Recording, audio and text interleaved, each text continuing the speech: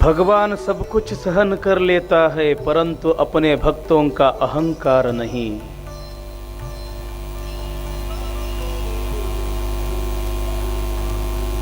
ಭಕ್ತನ ಶತ್ರು ಯಾವುದು ಅಂತಂದ್ರ ಅಹಂಕಾರ, ಸ್ವಕ್ಕು. ಮುಕ್ತಿಯ ಮಾರ್ಗಕ್ಕೆ ಹೋಗಬೇಕಾಗಿತ್ತು ಅಂತಂದ್ರ ಮಧ್ಯದೊಳಗ ಅಡ್ಡಗೋಡೆಯಾಗಿ ಬಂದು ನಿಲ್ತಕ್ಕಂಥದ್ದೇ ಈ ಅಹಂಕಾರ ಅನ್ನೋದು. ಶಿವನ ಮೇಲೆ ನಾವು ಎಷ್ಟು ಪ್ರೀತಿಯೋ ಅದಕ್ಕಿಂತ 10 ಪಟ್ಟು ಅವ ನಮ್ಮ ಮ್ಯಾಲ ಪ್ರೀತಿ. ಆತನ ಕಡೆಗೆ ನಾವು 1 ಹೆಜ್ಜೆ ನಡೆದ್ರೆ 10 ಹೆಜ್ಜೆ ಅವ ನಮ್ಮ ಕಡೆಗೆ ಬರ್ತಾನ. ಯಾಕ? ಅಷ್ಟೊಂದು ಅವಿನಾಭಾವ ಸಂಬಂಧ ಶಿವನಿಗೂ ಜೀವನಿಗೂ.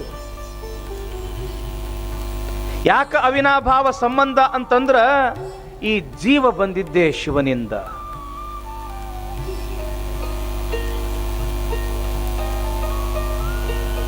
ಮಳೆ ಹನಿ ಹೆಂಗ ಉತ್ಪನ್ನ ಆಗ್ತದೆ ಗೊತ್ತು ತಾಯಿ? ಸಮುದ್ರದಿಂದ ಆವಿಯಾಗಿ ಮೋಡವಾಗಿ ಗಾಳಿಯ ಒತ್ತಡಕ್ಕೆ ಚಲಿಸ್ತಾ ಚಲಿಸ್ತಾ ಒಂದೊಂದು ಮೋಡಗಳ ಘರ್ಷಣೆಯಾಗಿ ಮಳೆ ಹನಿಯಾಗಿ ಈ ಭೂಮಿ ಮೇಲೆ ಬೀಳುತ್ತದೆ.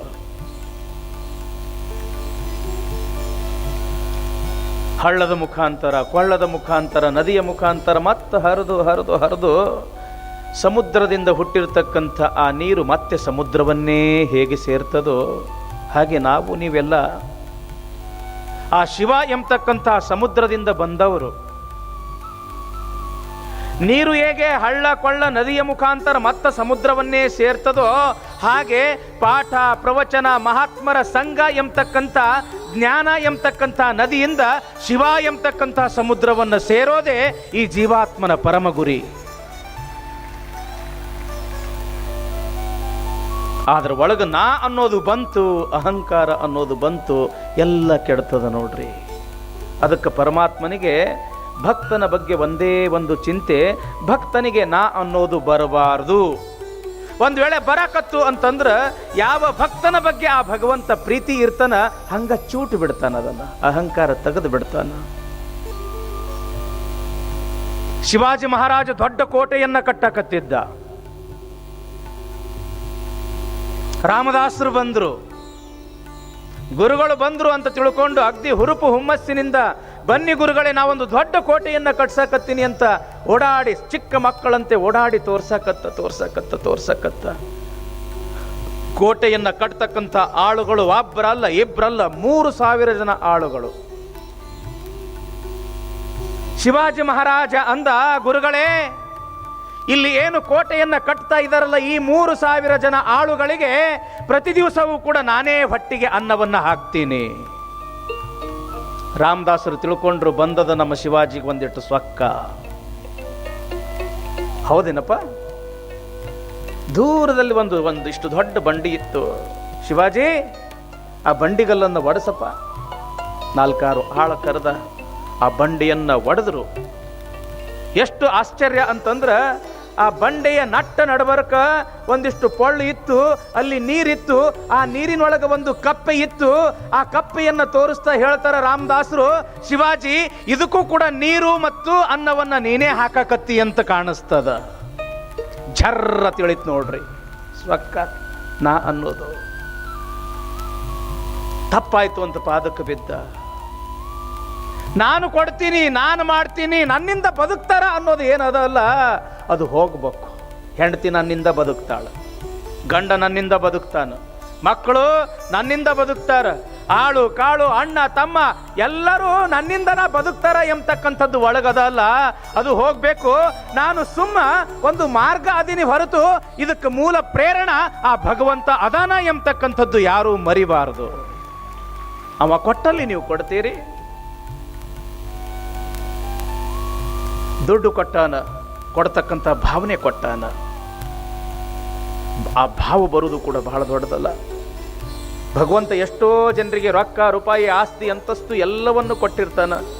ಕೊಟ್ಟಿರ್ತಕ್ಕಂಥ ಆ ಹಣವನ್ನ ಸಮಾಜಕ್ಕೆ ಮುಟ್ಟಬೇಕು ಅನ್ನೋ ಒಂದು ಭಾವನಾ ಎಷ್ಟು ಮಂದಿಗೆ ಇರ್ತದ? ಸುಟ್ರು ಸುಳ್ಳಾರ್ದಷ್ಟು ಆಸ್ತಿ ಇರ್ತದ, 7 ಪೀಡಿ ಸುಮ್ಮನ ಕುಂತು ಉಂಡ್ರು ಸಹಿತ ಕರಗಲಾರ್ದಷ್ಟು ಸಂಪತ್ತು ಇರ್ತದ.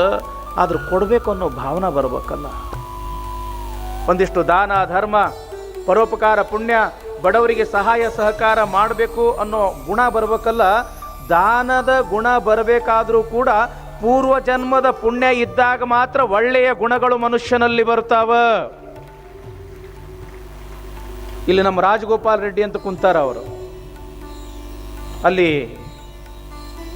ನಾವು ಕಮ್ಮತ್ತಿಗೆ ಅಜ್ಜವರು, ಅಲ್ಲಿ ಒಬ್ಬ ಬಹಳ ದೊಡ್ಡ ತಪಸ್ವಿ ಅದಾರ ತಮಿಳುನಾಡಿನಲ್ಲಿ.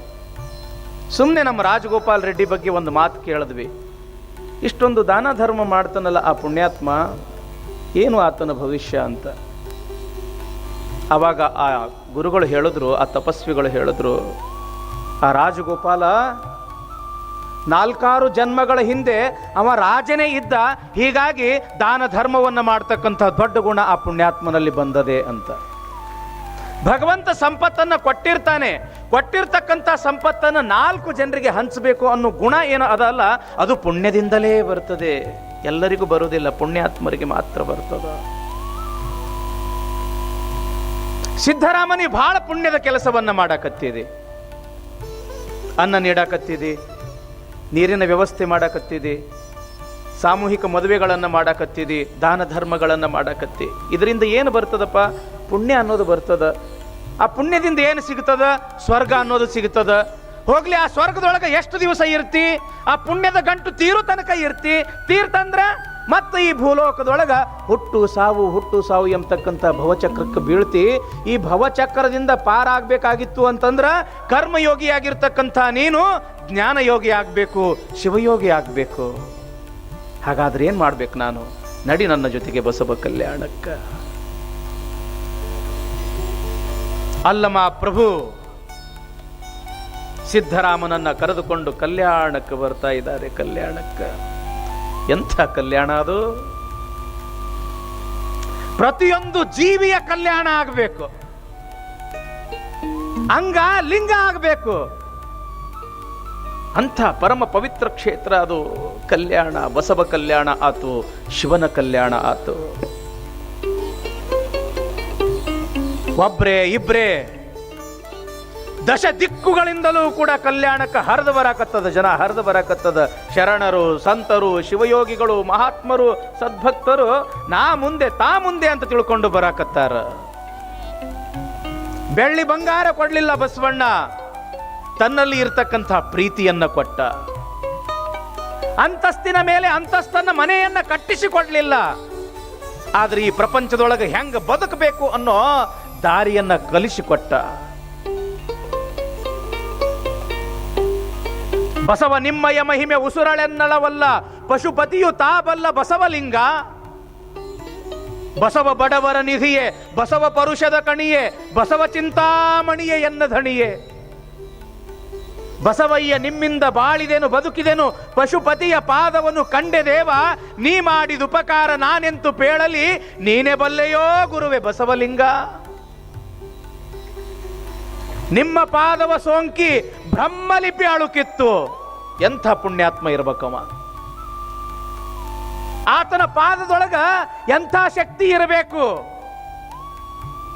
ಬ್ರಹ್ಮ ಬರೆದಿರ್ತಕ್ಕಂಥ ಕೆಟ್ಟ ಹಣೆಯ ಬರಹವನ್ನು ಹೊಡೆದೋಡಿಸ್ತಕ್ಕಂಥ ಶಕ್ತಿ ಆ ಬಸವಣ್ಣನ ಪಾದದೊಳಗ.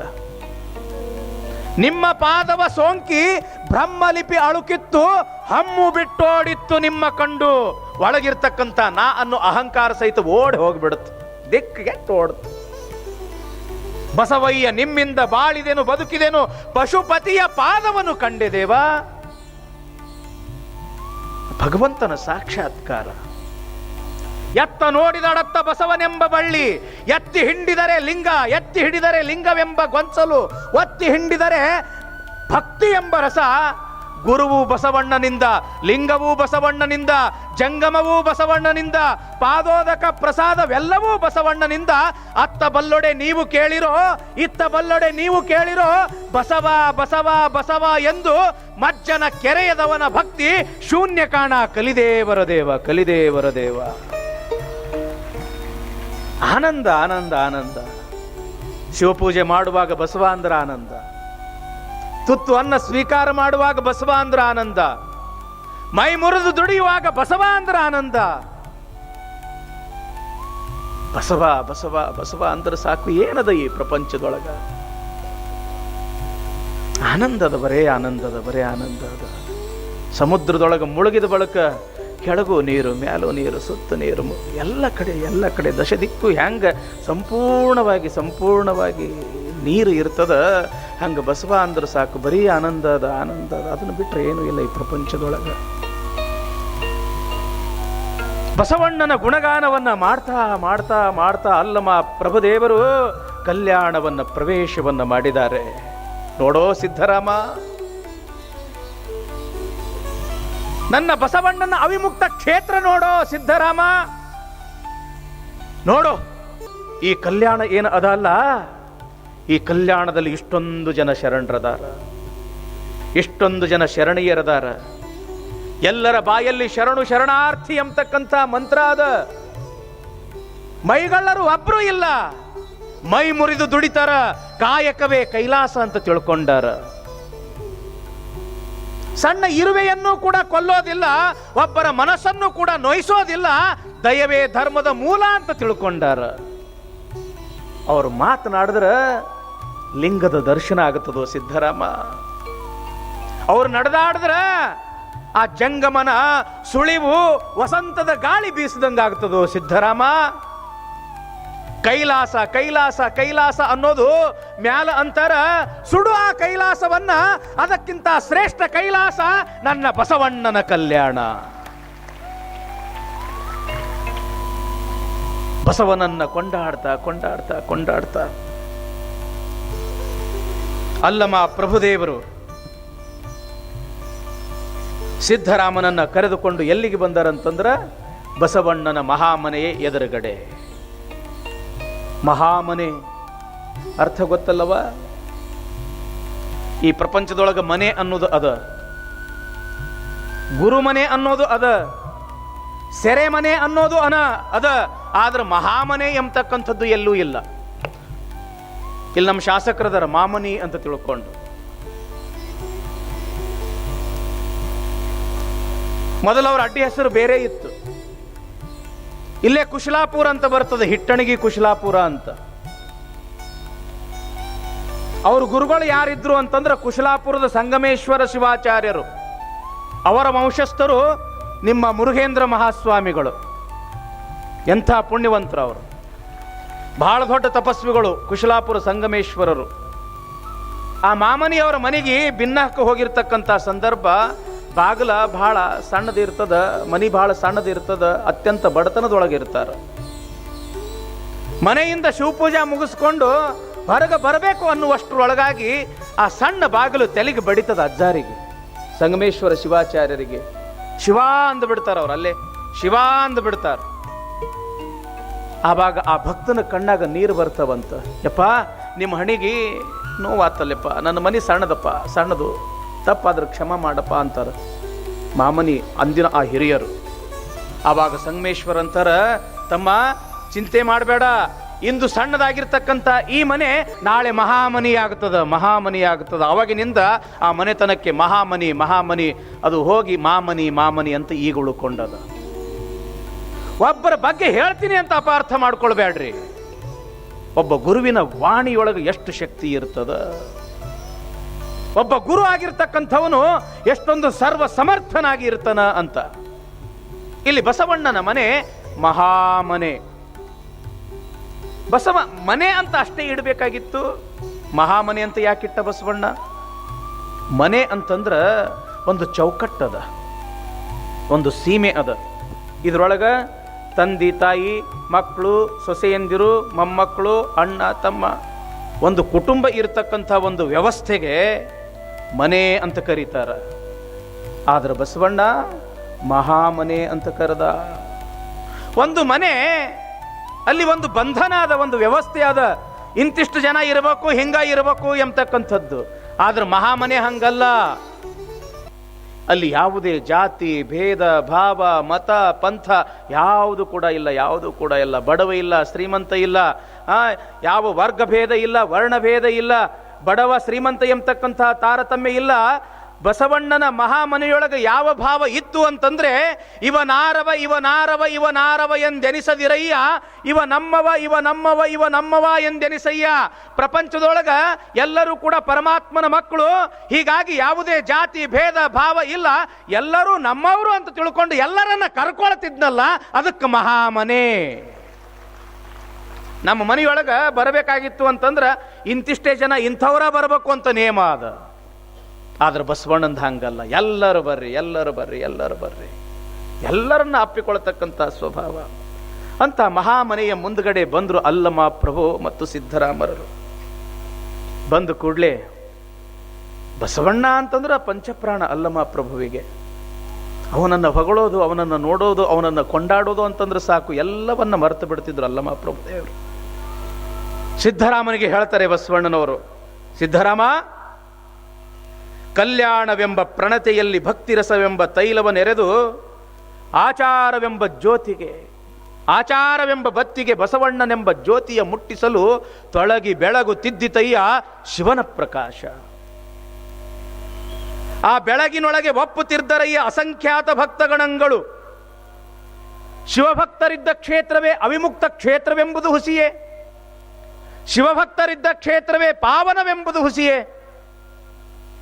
ಎನ್ನ ಪರಮಾರಾಧ್ಯರು ಸಂಗನ ಬಸವಣ್ಣನ ಮಹಿಮೆಯ ನೋಡಾ ಸಿದ್ದರಾಮ ಅಂದ್ಬಿಟ್ರು ಅಲ್ಲಮ ಪ್ರಭುದೇವರು. ಮನೆ ಮುಂದೆ ನಿಂತಾರ, ಆ ಮಹಾಮನೆಯನ್ನು ತೋರಿಸ್ತಾ, ನೋಡು ನನ್ನ ಬಸವಣ್ಣನ ಮಹಿಮೆ ನೋಡು, ಹೆಂಗದನ ಬಸವಣ್ಣ. ಈ ಕಲ್ಯಾಣ ಅನ್ನೋದೇ ಒಂದು ಪ್ರಣತೆ ಇದ್ದಂಗ, ಒಂದು ಹಣತೆ ಇದ್ದಂಗ. ಈ ಹಣತೆಯೊಳಗ ಎಂಥ ತೈಲ ಅದ, ಎಂಥ ಎಣ್ಣೆ ಅದ ಅಂತಂದ್ರ ಭಕ್ತಿ ಎಂಬತಕ್ಕಂಥ ಎಣ್ಣೆ ಅದ, ತೈಲ ಅದ. ಜ್ಯೋತಿ ಬೆಳಗಬೇಕಾಗಿತ್ತು ಅಂತಂದ್ರೆ ಬತ್ತಿ ಎಂಬತಕ್ಕಂಥದ್ದು ಬೇಕು. ಆ ಬತ್ತಿ ಎಂಥದ್ದು? ಆಚಾರವೆಂಬ ಬತ್ತೆ, ಸನ್ನಡತೆ ಎಂಬತಕ್ಕಂಥ ಬತ್ತೆ. ಆ ಸನ್ನಡತೆ ಎಂಬತಕ್ಕಂಥ ಬತ್ತೆಗೆ ಒಂದು ಜ್ಯೋತಿ ಮುಟ್ಟಿಸ್ಬೇಕಲ್ಲ. ಜ್ಯೋತಿ ಮುಟ್ಟಿಸಿದಾಗ ಅದು ಜ್ಯೋತಿ ಆಗ್ತದ. ಜ್ಯೋತಸೆ ಜ್ಯೋತ ಜಗಾತೆ ಚಲೋ, ಪ್ರೇಮಕಿ ಗಂಗಾ ಬಹಾತೆ ಚಲೋ, ಬಹಾತೆ ಚಲೋ. ನಮ್ಮ ಸಂಸ್ಕಾರ ಎಂಥದ್ದು ಅಂತಂದ್ರೆ ಜ್ಯೋತಿಗೆ ಜ್ಯೋತಿಯನ್ನ ಮುಟ್ಟಿಸಿ ಜಗತ್ತನ್ನು ಬೆಳಕು ಮಾಡ್ತಕ್ಕಂಥ ಸಂಸ್ಕಾರ, ಸಂಸ್ಕೃತಿ ನಮ್ದು. ಏನ್ ಮಾಡ್ತೀರವ ನೀವು ಮನ್ಯಾಗ? ಮಕ್ಕಳು ಹುಟ್ಟುಹಬ್ಬ ಇತ್ತಂದ್ರೆ ಏನ್ ಮಾಡ್ತೀರಿ? ಹೋಗಿ ಹೋಗಿ ನಮಗೆ ಯಾಕೆ ಬರ್ತೀರಿ? ಎಜ್ಜಾರ್ ನೀವು ಪುರಾಣ ಹೇಳಕ್ ಬರ್ತೈತಿ ಇಲ್ಲೋ?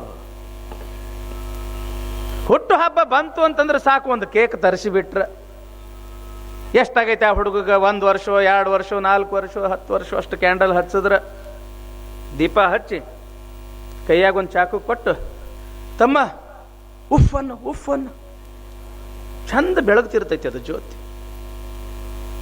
ಆರ್ಸಂತ ತಿಳ್ಕೊಂಡು ಪಾಪ 1 2 ಏನು ಗೊತ್ತು ಇಲ್ಲದೆ ಇರತಕ್ಕಂಥ ಆ ಮುಗ್ಧ ಮನಸ್ಸಿಗೆ ನೀವು ಸಣ್ಣವ್ರು ಇರುವಾಗಲೇ ಏನು ಕಲಿಸಿದ್ರಿ? ಅವ ಜ್ಯೋತಿ ಹಚ್ಚೋದು ಕಲಿಸ್ಲಿಲ್ಲ, ಜ್ಯೋತಿ ಆರಿಸೋದು ಕಲಿಸಿದ್ರಿ. ಜ್ಯೋತಿಯನ್ನ ಆರಿಸ್ತಕ್ಕಂಥ ನಮ್ಮ ಸಂಸ್ಕೃತಿ ಅಲ್ಲ, ಜ್ಯೋತಿಯನ್ನ ಬೆಳಗಿಸ್ತಕ್ಕಂಥದ್ದು ನಮ್ಮ ಸಂಸ್ಕೃತಿ. ಜ್ಯೋತಸೆ ಜ್ಯೋತ ಜಗಾತೆ ಚಲೋ, ಪ್ರೇಮಕಿ ಗಂಗಾ ಬಹಾತೆ ಚಲೋ. ಜ್ಯೋತಿಯಿಂದ ಜ್ಯೋತಿ ಬೆಳಗಿಸಿ ಬೆಳಗಿಸಿ ಬೆಳಗಿಸಿ ಎಲ್ಲರ ಮನೆ ಮನಸ್ಸುಗಳನ್ನ ಬೆಳಕು ಮಾಡ್ತಕ್ಕಂಥದ್ದು ನಮ್ಮ ಸಂಸ್ಕೃತಿ. ಆ ಕಾರಣಕ್ಕಾಗಿ ಯವ್ವ ಜ್ಯೋತಿ ಬೆಳಗಿಸೋದು ಕಲಿಸ್ರಿವ, ಕೇಕ್ ತಿನ್ನಿಸ್ರಿ ಬ್ಯಾಡ ಅನ್ನೋದಿಲ್ಲ. ಯಾಕಂತಂದ್ರೆ ಈಗ ಫಾಸ್ಟ್ ಫುಡ್ ಅಂತ ಬಂದುಬಿಟ್ಟಾವ, ಇವು ಬೇಕ್ರಿ ಒಳಗೆ ಫಾಸ್ಟ್ ಫುಡ್ ಅಂತ ಬಂದುಬಿಟ್ಟಾವ. ಮೈಗಳ್ರಾಗಿಬಿಟ್ಟಿರಿ, ರೆಡಿ ಮಾಡಿದ್ದು ತಂದು ತಿನ್ನಿಸ್ತೀರಿ, ಮೈದಾ ಹಿಟ್ಟು ಅದೋ ಇದೋ 1 2 ಹಾಕಿ ಹಾಕಿ ಆ ಹುಡುಗನಿಗೆ ಆರೋಗ್ಯ ಎಲ್ಲ ಹಾಳು ಮಾಡಿಬಿಡ್ತೀರಿ. ಗೋಧಿ ಹುಗ್ಗಿ ಉಣಿಸ್ ನೋಡ್ರಿ ಮಕ್ಕಳಿಗೆ, ಹೆಂಗಾತವ? ಗಟ್ಟಿ ಆತವ, ಗಟ್ಟಿ ಆತವ. ಸಜ್ಕ ಉಣಿಸ್ತೀರಿ. ಕೇಕ್ ಅಂತ ತನ್ಯ, ಪಪ್ಸ್ ಅಂತ ತನ್ಯ, ಅದು ಮತ್ತೇನೇನೋ ಸುಡುಗಾಡ್ ಅದಾವ. ಎಲ್ಲ ಹುಡುಗರ ಆರೋಗ್ಯ ಹದಿಗೆಡಿಸಿ ಬಿಡಾಕತ್ತೀರಿ. ಜ್ಯೋತಿ ಆರಿಸಿ ಅಷ್ಟಕ್ಕ ಬಿಡ್ಲಿಲ್ಲ, ಕೈಯಾಗ ಏನು ಕೊಟ್ರಿ? ಕಟ್ಟು ಮಾಡು, ಕಟ್ಟು ಮಾಡು. ಮತ್ತೆ ಈಟಿರ್ಲಿಕ್ಕಾಗೆ ಚಾಕು ಕೊಟ್ಟಿರಿ, ಮುಂದಾದ್ರೂ ಎಲ್ಲರೂ ತಿಳ್ಕೊಂತ ಹೋಗವ. ಇವ ಒಂದಿಟ್ಟು ಬಸವಣ್ಣನ ಪುಸ್ತಕ ಕೊಡ್ರಿ. ಎಲ್ಲ ಶರಣರ ವಚನಗಳ ಪುಸ್ತಕ ಕೊಡ್ರಿ, ಒಂದಿಷ್ಟು ಮಹಾತ್ಮರ ಭಾವಚಿತ್ರಗಳನ್ನು ಆ ಮಕ್ಕಳಿಗೆ ಕೊಡ್ರಿ. ತಮ್ಮ, ಈತ ಬಸವಣ್ಣಪ್ಪ ಎಲ್ಲರನ್ನು ಅಪ್ಕೊಂಡಪ್ಪ, ಇವ ಯಾವುದೇ ಜಾತಿ ಭೇದ ಭಾವ ಮಾಡಲಿಲ್ಲ, ಈ ಪ್ರಪಂಚಕ್ಕೆ ದುಡಿಯಾಕ ಕಲಿಸ್ದ, ಎಲ್ಲರನ್ನ ಪ್ರೀತಿಯಿಂದ ಇರಾಕ ಕಲಿಸ್ದ ಅಂತ ತಿಳ್ಕೊಂಡು 4 ಒಳ್ಳೆಯ ಮಾತುಗಳನ್ನು ಹೇಳಿ ಆ ಮಕ್ಕಳಿಗೆ ಗಿಫ್ಟನ್ನು ಕೊಟ್ಟಿದ್ದೆಯಾದರೆ ಅದೇ ಶರಣರಂಗ ನಿಮ್ಮ ಮಕ್ಕಳು ಯಾಕಾಗಬಾರ್ದು? ಇನ್ನು ಹೇಳೋದು ಸುಳ್ಳೈತೆವ? ಯಾರ್ಯಾರು ದೀಪ ಆರಿಸೋದಿಲ್ಲ ಮಕ್ಕಳ ಕಡೆಯಿಂದ ಅನ್ನೋದು ಕೈ ಎತ್ರಿ. ಒಟ್ಟು ಆರಿಸೋರ ಹೆಚ್ಚಿಗಿದ್ದಂಗೆ ಕಾಣಿಸ್ತೀರಿ. ಆ ವಿದೇಶ ಸಂಸ್ಕೃತಿ ಬಂದು ನಮ್ಮ ಆಚಾರ ವಿಚಾರ ಸಂಸ್ಕಾರ ಎಲ್ಲ ಹಾಳು ಮಾಡಿಬಿಟ್ಟವ್ರು. ಮೊನ್ನೆ ಹೇಳಿದ್ನೆಲ್ಲ, ಶರೀರ ಮಾರ್ಕೊಂಡು ಟೊಪ್ಪಿಗೆ ಖರೀದಿ ಮಾಡ್ದಂಗೆ ನಡೆದದ ನಿಮ್ಮ ಬಾಳೆವು. ಹೌದಲ್ಲ? ತಗೊಂಡು ಏನು ಮಾಡು, ತೆಲಿನ ಮತ್ತೊಬ್ಬರಿಗೆ ಮಾರ್ಕೊಂಡಿರಿ, ಟೊಪ್ಪಿಗೆ ಎಲ್ಲಿ ಹಾಕೊಳ್ಳೋರದಿರಿ.